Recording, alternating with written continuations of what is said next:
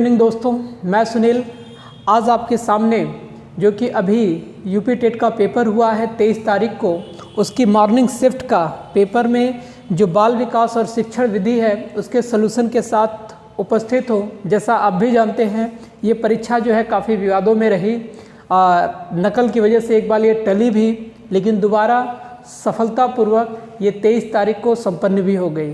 तो आज का ये जो मेरा वीडियो है वह बाल विकास और शिक्षण विधि को ध्यान में रखकर बनाया गया है, ठीक है, जो कि मॉर्निंग शिफ्ट का ये पेपर का मैंने वीडियो यहाँ पर बनाया हुआ है। तो फ्रेंड्स, जो लोग अभी नए हैं उनसे मैं कहना चाहूँगा मेरे चैनल को, मेरे फेसबुक पेज को भी आप ज़रूर सब्सक्राइब करें और उसके साथ साथ गूगल प्ले स्टोर से स्पर्श एकेडमी ऐप को भी डाउनलोड करें। इसके अतिरिक्त मैं बता दूं आपको, जिन बच्चों ने ऑनलाइन कोर्स मेरा लिया था उन बच्चों ने फीडबैक दिया कि सर उस कोर्स से बहुत फ़ायदा हुआ है, तो उस कोर्स को भी आप मेरे ऐप से ले सकते हैं। तो देर न करते हुए आइए हम तुरंत शुरुआत करते हैं। मेरे पास जो इस वक्त पेपर है वह सेट सी है मॉर्निंग शिफ्ट का, जैसे आप देख सकते हैं, जिसका सलूशन आज मैं करने के लिए यहाँ पर जा रहा हूँ। देर न करते हम लोग अगर शुरू करें तो पहला हमारा जो है बाल विकास और शिक्षण विधि, उसमें जो पहला क्वेश्चन है, कोहलर निम्न में से किससे संबंधित है? Kohler is associated with the theory of learning. Means जो आपका दूसरा ऑप्शन है अधिगम का सिद्धांत, यही आपका राइट ऑप्शन होने वाला है। तो जो पहला क्वेश्चन है, कोहलर अधिगम के सिद्धांत को प्रतिपादित किए थे, तो पहला में हमारा दूसरा जो ऑप्शन है वो सही है। उसके बाद अगर हम बात कर लें, जो दूसरा क्वेश्चन है कि मैक्स डूगल के अनुसार मूल प्रवृत्तियों की संख्या कितनी होगी? आप मेरे ऐप पे, मेरे यूट्यूब चैनल पे देखे होंगे, मैंने इस पे बहुत फोकस दिया था आपको कि मैकडूगल के अनुसार जो हमारी मूल प्रवृत्तियां हैं उनकी संख्या 14 होती है। इसको आप लोग एक बार फिर से देख लीजिएगा।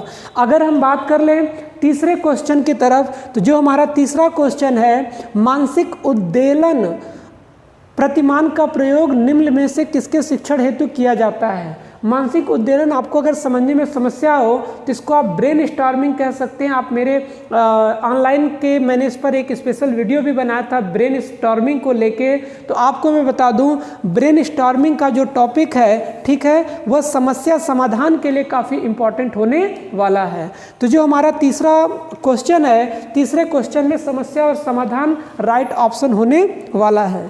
इसके अतिरिक्त जो चौथा ऑप्शन है, में थे किसके प्रयोग में कुत्ता एक विषय था। मैंने आपको जब लर्निंग का मैं आपको चैप्टर पढ़ा रहा था तो उस टाइम पे मैंने बताया था कि कई सारे ऐसे साइकोलॉजिस्ट हैं जिन्होंने अलग अलग चीज़ों पे अधिगम के सिद्धांत को सिद्ध करने की कोशिश की थी। तो उसमें कुत्ते का भी यूज़ एक जगह किया गया था, कुत्ते का भी प्रयोग एक जगह किया गया था लर्निंग के सिद्धांत को प्रतिपादित करने के लिए। तो इसके लिए उन्होंने पावलव जो है, उन्होंने इस सिद्धांत को प्रतिपादित करने के लिए कुत्ते के ऊपर प्रयोग किया था। इसी प्रकार अगर हम पांचवें क्वेश्चन पे जाएं तो मौलिकता, नमनीयता तथा प्रवाह निम्न में से किसके घटक है? Means originality, flexibility and flow are the components of which of the following. तो मैंने इस पर भी आपको एक वीडियो बना के दिया हुआ था, तो आप बता दें मैं आपको, ये क्रिएटिविटी के पार्ट होते हैं। मीन्स जो चौथा ऑप्शन है सृजनात्मकता, वह हमारा राइट ऑप्शन होगा। इसके अतिरिक्त अगर क्वेश्चन नंबर 6 पे हम चलें तो युवप्सा, मैंने इस पे आपको बहुत फोकस किया था अपने ऑनलाइन कोर्स में भी और ऑफलाइन क्लासेस में कि युवप्सा क्या है। तो युवप्सा मूल प्रवृत्ति होती है, ठीक है। तो दीज आर द 6 क्वेश्चन। कर लें तो सातवां क्वेश्चन है कि बालकों के सामाजिक विकास को प्रभावित करने वाले तत्व हैं। मीन्स बालकों के सामाजिक विकास को कौन कौन चीज़ें प्रभावित करती हैं? तो आपको मैं बता दूं, बालकों के सामाजिक विकास को अगर कोई प्रभावित करता है तो सामाजिक परिवेश जन्य तत्व होते हैं। मीन्स सोशल इन्वायरमेंटल जो एलिमेंट्स होते हैं वह बच्चों के सामाजिक विकास को प्रभावित करते। तो इसमें जो हमारा ऑप्शन होगा वो चौथा वाला ऑप्शन सही है। क्वेश्चन नंबर 8 की अगर बात कर लें तो शारीरिक विकास का एक प्रमुख नियम निम्न में से कौन सा है? तो ध्यान दीजिए, जो शारीरिक विकास जब मैं आपको पढ़ा रहा था तो उस टाइम पे मैंने आपको बताया था कि जो शारीरिक विकास होता है वह तेजी से होता है, एक रैपिड ग्रोथ होता है, मैंने इसमें आपको बताया था। तो law of rapid growth means द्रुत ग्रामीण विकास का जो नियम है वह शारीरिक विकास के प्रमुख नियमों में से एक है। यदि हम इसी क्रम में 9वें क्वेश्चन की बात कर लें तो 9वां निम्नलिखित में से कौन सा विकास का सिद्धांत नहीं है? तो मैंने आपको बताया था समान प्रतिमान का सिद्धांत भी आपका विकास का ही है, परस्पर संबंध का सिद्धांत भी विकास का सिद्धांत है, निरंतर विकास का सिद्धांत भी विकास का ही सिद्धांत है। इसमें जो पहला ऑप्शन है अनुकूलित प्रत्यावर्तन का सिद्धांत, यही आपका ऐसा है जो विकास के सिद्धांत के अंतर्गत नहीं आता है। तो 9वां में हमारा पहला ऑप्शन सही है।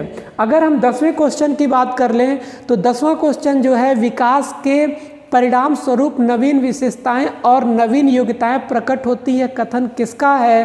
तो मैं आपको बता दूं ये कथन एलिजाबेथ हरलाक का है। मैंने अपनी वीडियो में भी इसको आपको बताया था। तो इसमें जो हमारा ऑप्शन सही होगा वो चौथा ऑप्शन है। क्वेश्चन नंबर अगर 11 की अगर हम बात कर लें, जो हमारा 11वां क्वेश्चन है, पूर्व अनुभव के आधार पर संवेदना को अर्थ प्रदान करना क्या कहलाता है? Means giving meaning to sensation on the basis of past experience is called प्रत्यक्षीकरण, मीन्स परसेप्शन होता है। तो जो 11वें क्वेश्चन का ऑप्शन सही होगा वो प्रत्यक्षीकरण होगा, मीन्स चौथा ऑप्शन सही है। उसके अतिरिक्त अगर मैं 12वें की बात कर लूँ, सीखने का प्रयास व भूल के सिद्धांत, आपको ध्यान रखिए ये बड़ा चर्चित है, मैंने आपको बार बार अपने वीडियो में बताया भी था कि इसको जरूर पढ़ के जाइएगा। ये थॉर्नडाइक का सिद्धांत है और इसको आप हमेशा याद रखिएगा। तो थॉर्नडाइक इसका राइट ऑप्शन होगा। सीखने का प्रयास और भूल का सिद्धांत थॉर्नडाइक का सिद्धांत है। इसके अतिरिक्त इस 12वें क्वेश्चन के बाद अब हम जो बात कर लेते हैं वह 13वें क्वेश्चन की कर लेते हैं कि 13वें क्वेश्चन में क्या पूछा गया है। अगर 13 क्वेश्चन की हम बात कर लें तो औसत बुद्धि वाले बालकों का बुद्धि लब्धि मीन्स IQ लेवल क्या होता है? एक एवरेज स्टूडेंट का, एक एवरेज चाइल्ड का जो IQ लेवल है वो कितना होगा? तो मैंने आपको बताया था कि एक जो एवरेज स्टूडेंट होता है उसका IQ लेवल जो है वह 90 से लेके 110 होता है। तो इसमें जो तीसरा ऑप्शन है 90 to 109 मीन्स 90 से 109, ये ऑप्शन आपका राइट ऑप्शन होगा। तो जो 13वां क्वेश्चन उसका तीसरा ऑप्शन आपका सही होगा।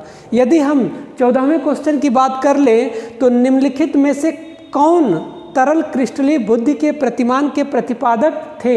Means who among the following had proposed fluid Mosaic model of intelligence. तो इसके बारे में मैंने आपको एक लाइन में बताया था और कहा था कि इंपॉर्टेंट पॉइंट उसको याद कर लीजिएगा।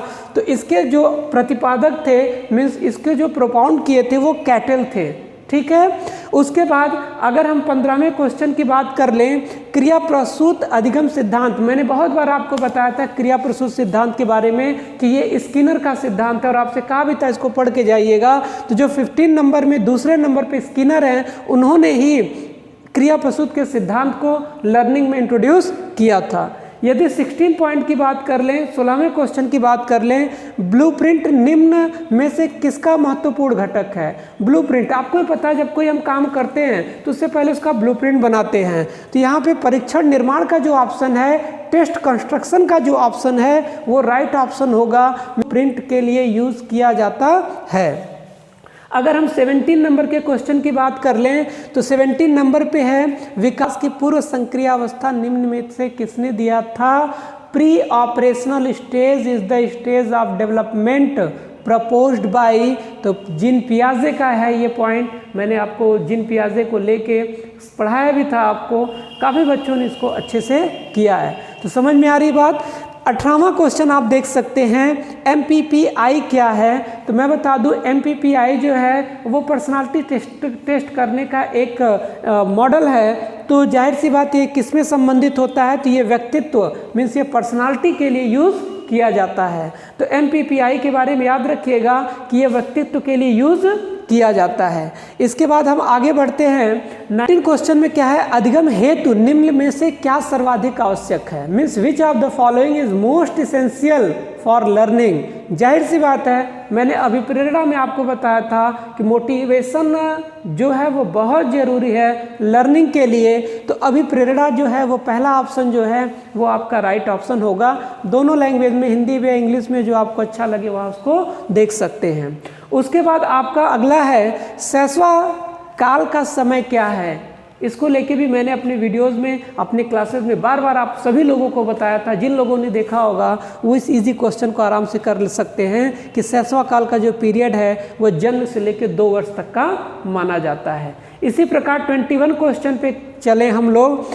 तो कोहलर अपने प्रयोग से क्या सिद्ध करना चाहते हैं, मीन्स क्या सिद्ध उन्होंने किया था कोहलर ने। तो मैं आपको बता दूं, समग्र परिस्थिति का प्रत्यक्षीकरण करना ही अधिगम है, इस बात को कोहलर ने कहा था। तो through his experiment Kohler wanted to prove that learning is the perception of whole situation, means सारी सिचुएशन का जो परसेप्शन है वही आपकी लर्निंग है। इसके बारे में मैंने आपको बताया भी था। ठीक है, अगर हम 22 क्वेश्चन को देख ले, 22वें क्वेश्चन को देख ले, तो 22वें क्वेश्चन में है जो पंचपदीय प्रणाली मीन्स 5 स्टेप सिस्टम है उसको हर्बर्टियन सिस्टम भी कहा जाता है। तो जाहिर सी बात है किसने पाठ्य योजना पंचपद प्रणाली प्रतिपादित किया था, तो वो हर्बर्ट ने किया था। इसको हर्बर्टियन कॉन्सेप्ट भी कहा जाता है, प्रणाली भी कही जाती है।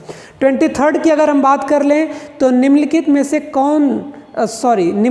से ग्रंथियों के आधार पर व्यक्तित्व के विभिन्न प्रकारों की चर्चा किसने की थी। तो ध्यान दीजिएगा, कैनन ने की थी, इस बात को भी नोट कर लीजिएगा। तो जो 23 का ऑप्शन होगा वो आपका कैनन सही है। अगर हम 24 की बात कर लें तो सृजनात्मक मौलिक परिणामों को अभिव्यक्त करने की मानसिक प्रक्रिया या कथन किसका है। तो नो डाउट मैंने इसको बताया है, लिखवाया भी था आप लोगों को, यह क्रो एंड क्रो का है।